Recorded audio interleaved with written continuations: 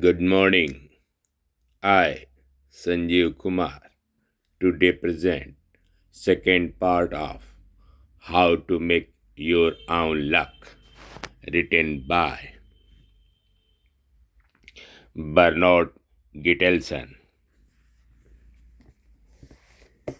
If you keep trying, you are a certain winner.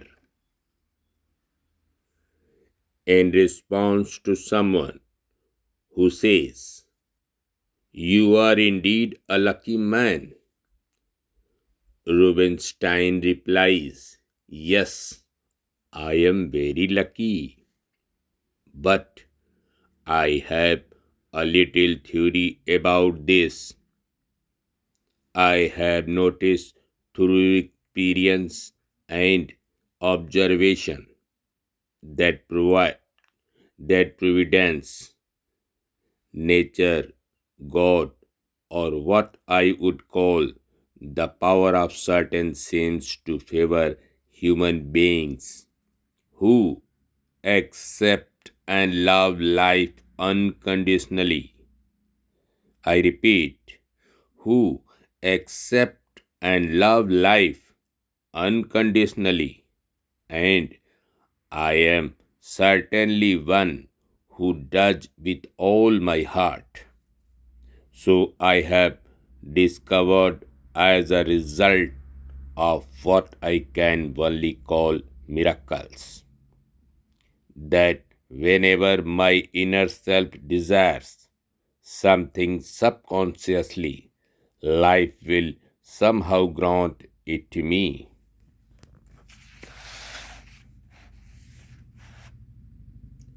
Doing the right thing at the right time and being in the right place at the right time, you must be winner. In short, luck is sweat and hard work and sacrifice and planning ahead and taking calculated risks in order to improve your future. All luck starts with an idea.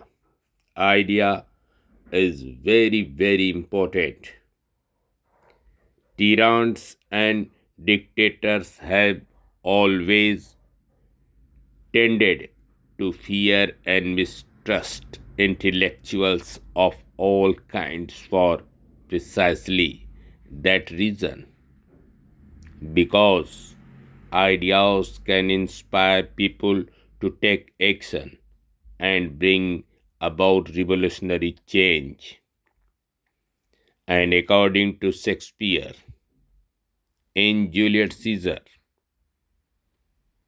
he thinks too much. Such men are dangerous.